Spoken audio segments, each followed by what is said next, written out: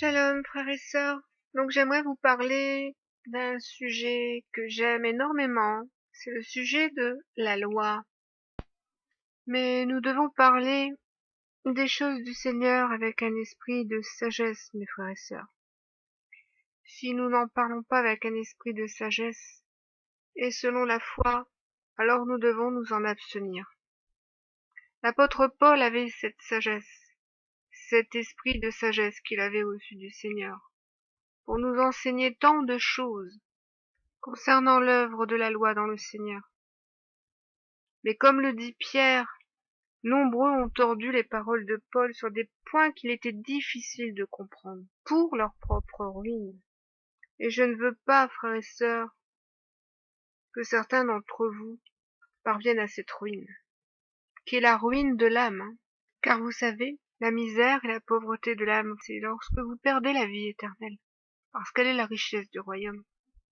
Alors pour commencer, j'aimerais vous parler de Romains 7, à partir du verset 21. Je trouve donc en moi cette loi quand je veux faire le bien, le mal est attaché à moi.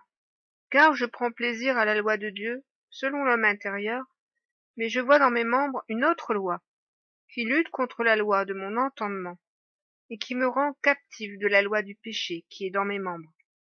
Alors j'aimerais attirer ici cette attention sur le fait que Paul nous parle de deux lois, la loi de Dieu et la loi du péché, et de l'opposition qu'il y a entre ces deux lois, et qui pose souvent une confusion dans l'interprétation de cette parole, c'est de ne pas faire une distinction lorsque Paul parle de la loi de Dieu et lorsqu'il parle de la loi du péché. Paul parle bien de la loi de Dieu et de la loi du péché. Et ce qu'il nous enseigne dans ses épîtres, c'est que nous sommes dégagés, non pas de la loi, mais de la condamnation de cette loi. Et si vous continuez votre lecture en Romains 8, et je vous laisserai le faire, pas que ma vidéo soit trop longue, c'est qu'il confirme dans Romains 8 que vous êtes dégagés de la condamnation de cette loi. Alors ce qu'il faut comprendre, et là je vais vous témoigner de ce que l'Esprit du Seigneur m'a confirmé dans ma vie en tant qu'enfant de Dieu, dans ma vie selon l'Esprit, que la loi de Dieu était impossible selon la chair. C'est cela ce que Paul veut vous enseigner, que la loi de Dieu était impossible selon la chair et à la chair, mais qu'elle l'est aujourd'hui par l'Esprit, grâce au Fils de Dieu. Car si nous sommes morts en Christ, nous ne marchons plus selon la chair, mais selon l'Esprit. Donc ce qui était avant impossible selon la chair, mais maintenant devenu possible par l'Esprit. La loi veut dire enseignement. Et Yeshua, Jésus, est bienvenu en tant que pédagogue de la loi de son Père, c'est-à-dire pédagogue de l'enseignement de son Père. Non pour abolir, a-t-il dit, mais pour accomplir pour nous, qui ne le pouvions pas, afin que maintenant cette loi soit accomplie en nous par lui. C'est pourquoi Dieu a dit, « J'établirai ma loi pour être la lumière des nations » Isaïe 51. « Et j'écrirai ma loi dans leur cœur, et ils seront mon peuple. » Jérémie 31, 33.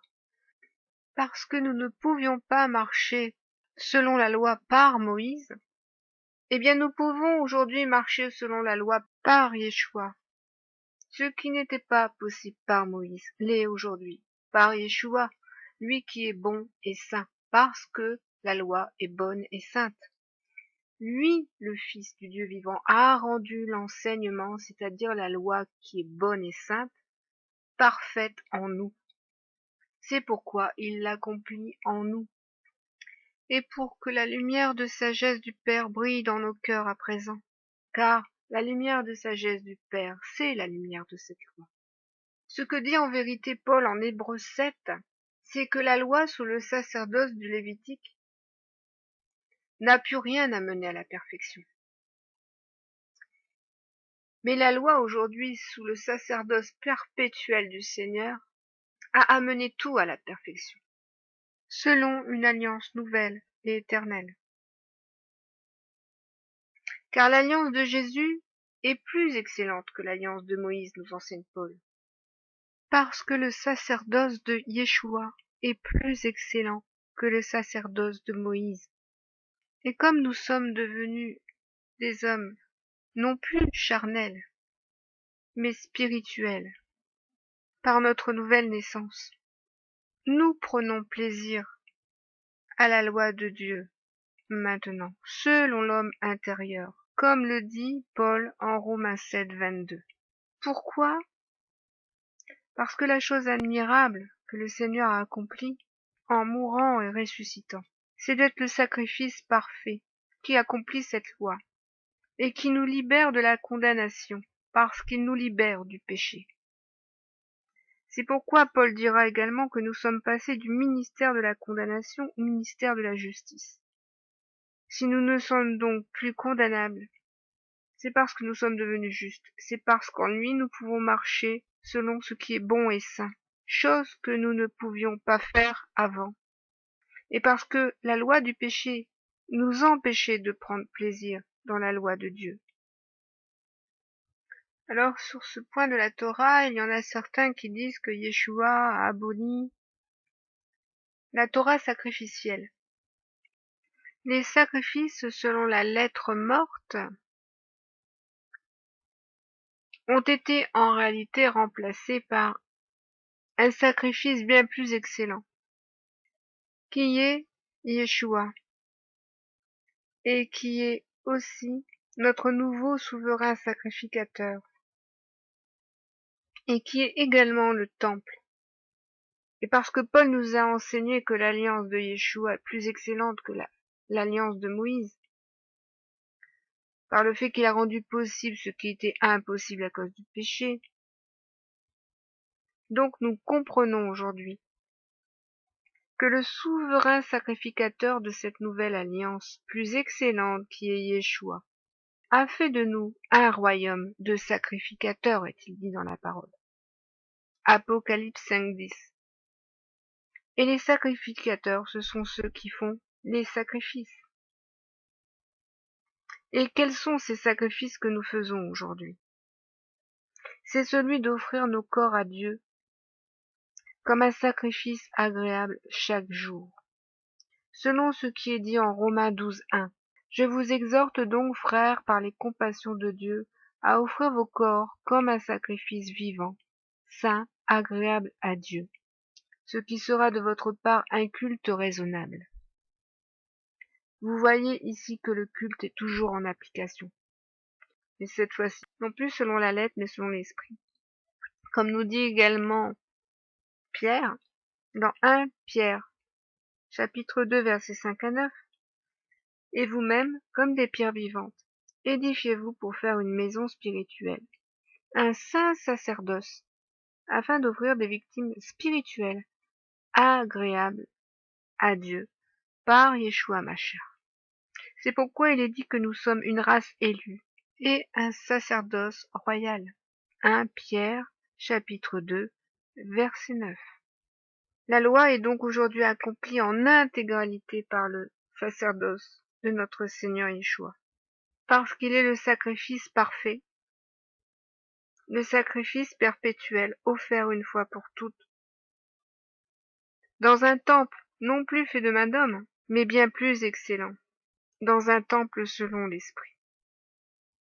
Il y a encore une fausse doctrine qui est enseignée par méconnaissance, parce que c'est par méconnaissance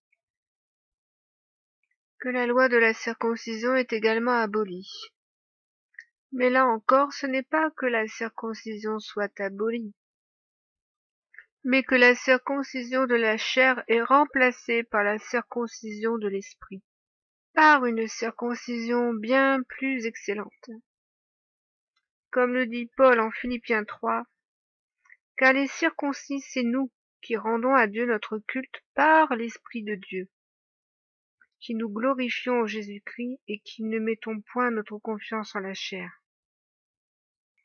Et Romains 2, verset 29, qui nous dit « Mais le juif, c'est celui qui l'est intérieurement, et la circoncision, c'est celle du cœur, selon l'esprit et non selon la lettre. » Voilà, mes frères et sœurs, cette circoncision bien plus excellente. Elle n'est plus selon la lettre, mais selon l'esprit. Mais elle n'est pas abolie, pour autant. Elle est accomplie selon l'esprit par le sacerdoce de Yeshua, bien plus excellent que le sacerdoce de Moïse. C'est pourquoi la Torah est aujourd'hui devenue vivante, par celui qui est venu et qui vient.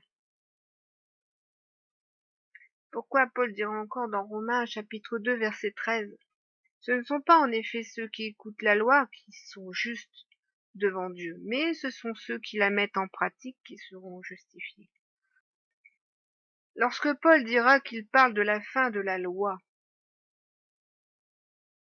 dans Romains 10 verset 4, il est très important de comprendre que Paul parle ici de la fin de la loi selon la lettre, c'est-à-dire de la fin de la loi selon les œuvres.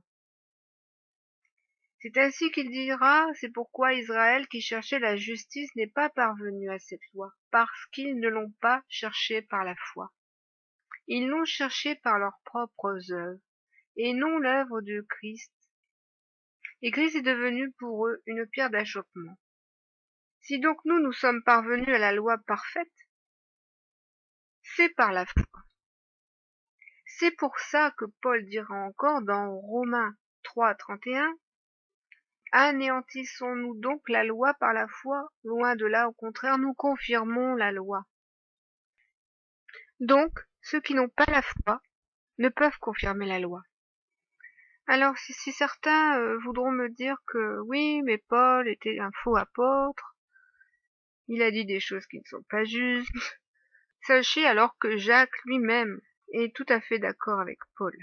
Jacques dit également que la loi est bonne. Vous le trouvez dans le chapitre 1, verset 25.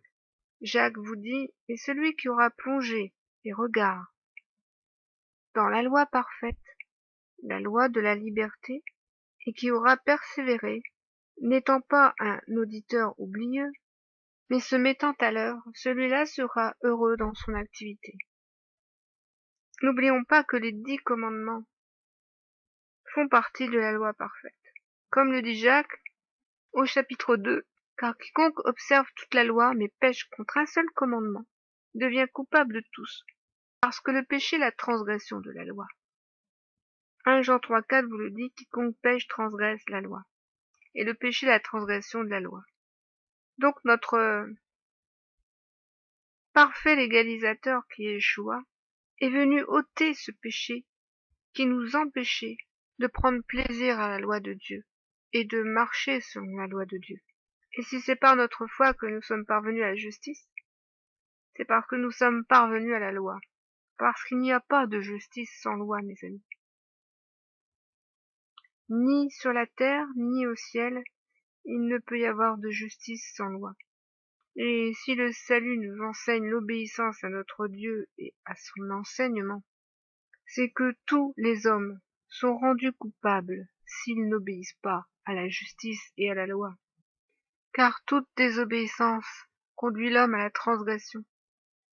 Mais nous, les enfants d'Élohim, nous sommes des enfants de lumière, et maintenant nous marchons selon la lumière de son enseignement, qui est la lumière sur notre sentier, la lumière qui guide nos pas, la lumière dans les ténèbres de ce monde.